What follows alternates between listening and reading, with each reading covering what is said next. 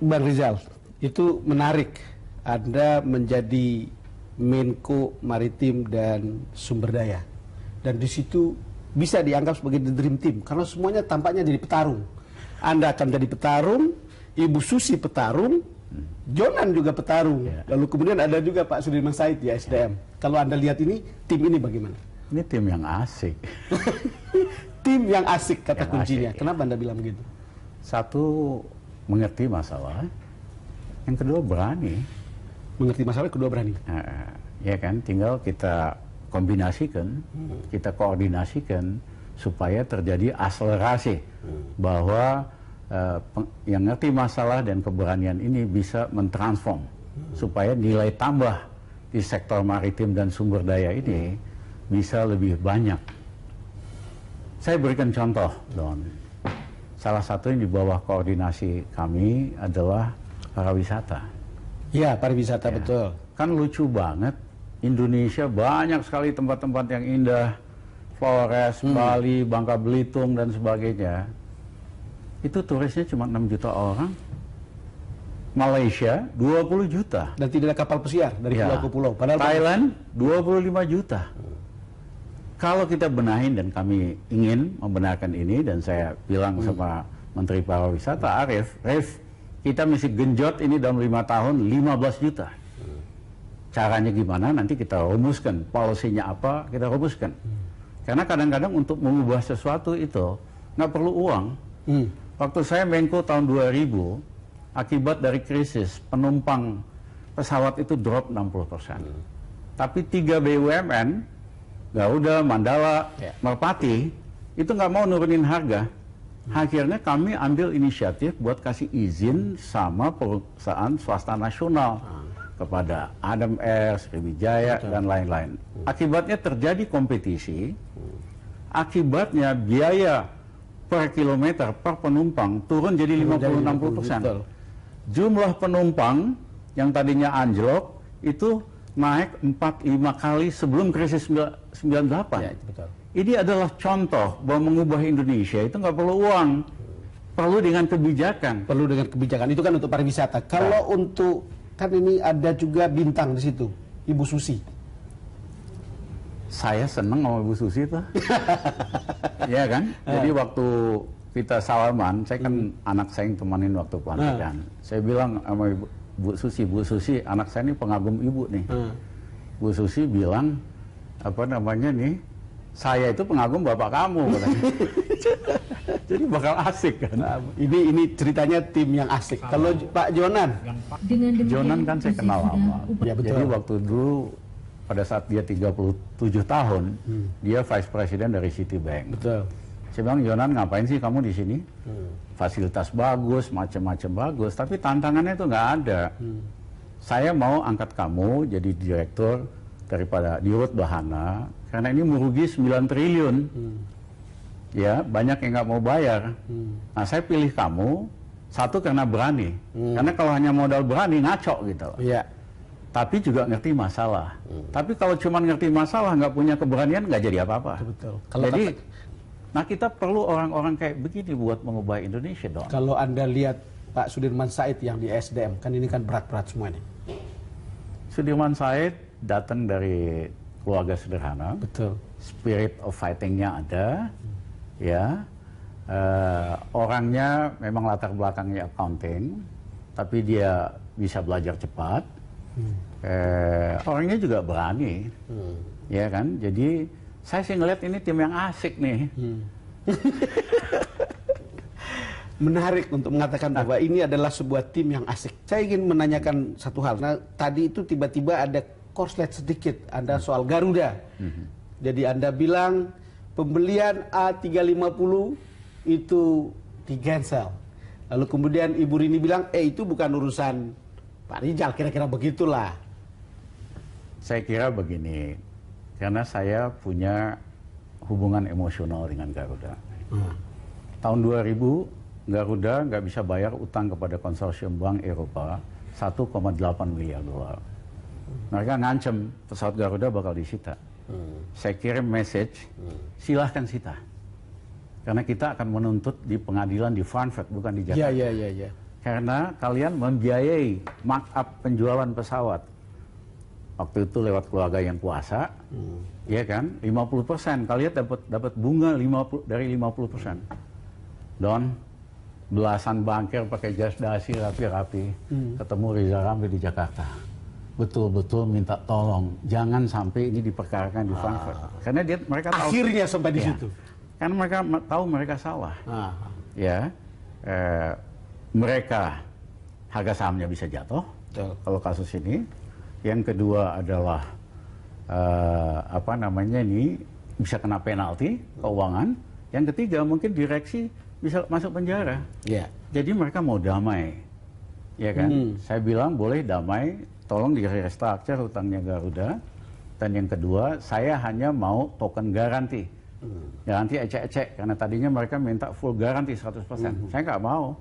Kalau kita mau kasih garansi 100%, we don't need you.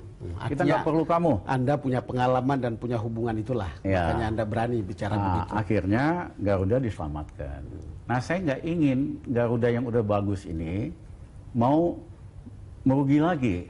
Karena yang dibeli ini pesawat A350 yang hanya cocok jarak jauh, artinya Amerika dan Eropa. Padahal dulu yang paling jagoan adalah Singapore Airlines. Sekarang babak belur sama Emirat, sama Qatar, sama perusahaan Arab ini.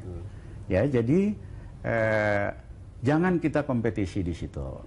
Dulu, ya kan, Singapore Airlines yang paling populer, Singapura New York Direct, Singapura Los Angeles. Ya, jadi lebih bagus kita kuasai itu pasar domestik dan pasar regional. Misalnya sama Jepang, lawan Garuda, harga pesawat sama, harga bensin sama, kru Garuda biayanya lebih murah, jauh lebih murah. Jadi kita bisa saingan sama perusahaan penerbangan Jepang, sama Qantas, sama New Zealand. Di sinilah kita kuasain wilayah ini. Nah, kalau itu terjadi 10 tahun lagi baru kita lompat ke global. Nah, jadi yang saya bilang bukan batalkan, ganti pesanannya. Ya, dari pesawat A350 cukup ke 330 Neo atau Boeing yang sekelas itu. Oke, Bang Rizal, kita akan lanjutkan lagi setelah ini. Pemirsa, kami akan segera kembali.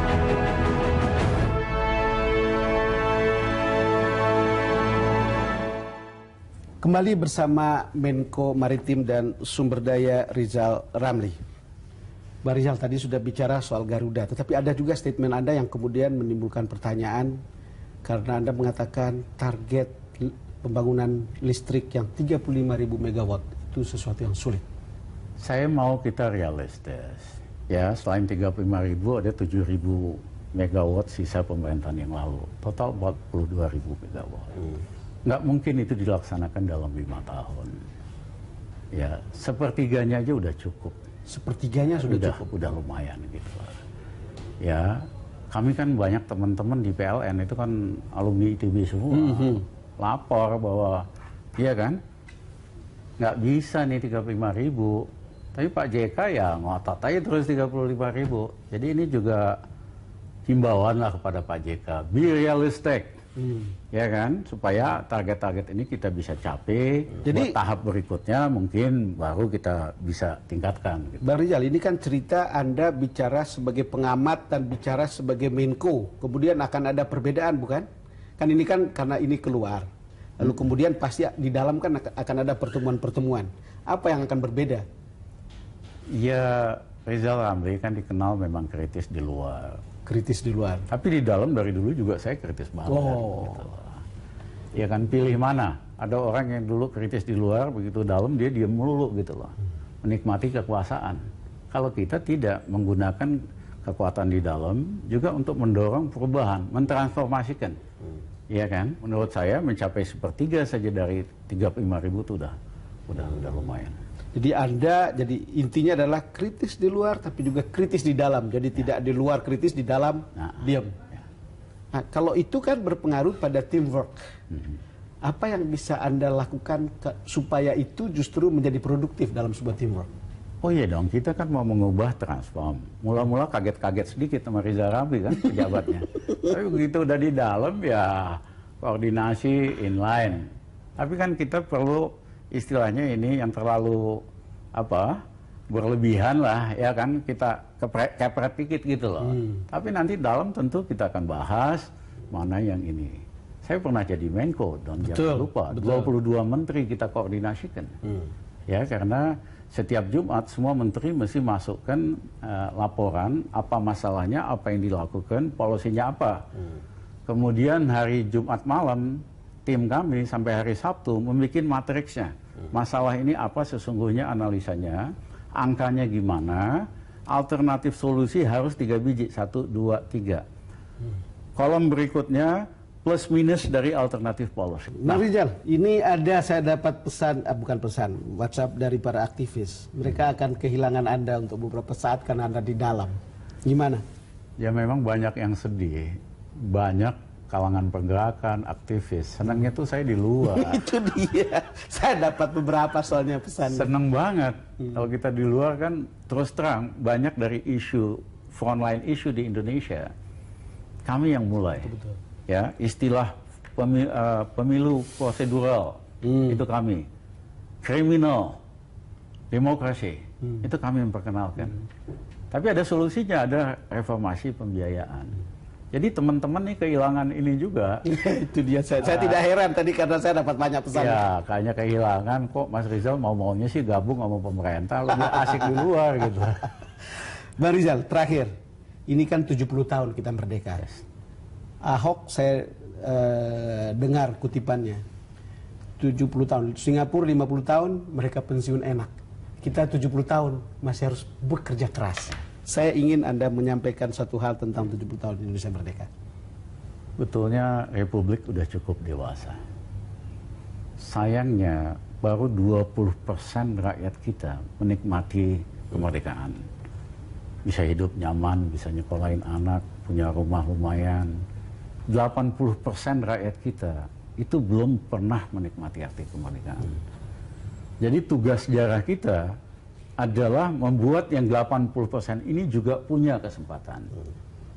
Ya, dalam jangka lebih jauh kami ingin sebetulnya menggeser penggunaan anggaran. Anggaran itu betul hanya untuk 2 tujuan. Agar supaya meningkatkan Human Development Index atau kualitas kesejahteraan rakyat kita, dan untuk membantu memperbaiki ketimpangan di luar Jawa. Sisanya, baik pembangunan infrastruktur dan lain-lain terutama di Pulau Jaya, jangan dibiayai dengan APBN. Setelah kami bisa dibiayai dengan revaluasi aset, bisa dibiayai dengan kombinasi swasta, dalam maupun luar negeri. Jadi harus ada strategic shift di dalam anggaran, agar supaya yang 80% ini juga bisa menikmati. Dan itu bisa dimulai dengan 70 tahun Indonesia ini. Kita mulai insya Allah. Bang Rizal, terima kasih sudah datang ke DBS To The Point. Asik bicara dengan Anda.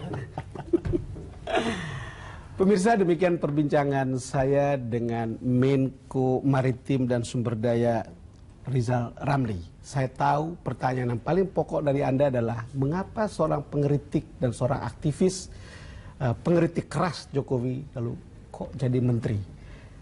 Pak Rizal Ramli sudah menjawab untuk Anda, dan silakan Anda mengambil kesimpulan sendiri tentang apa yang dikatakannya karena Anda sudah mendengarnya.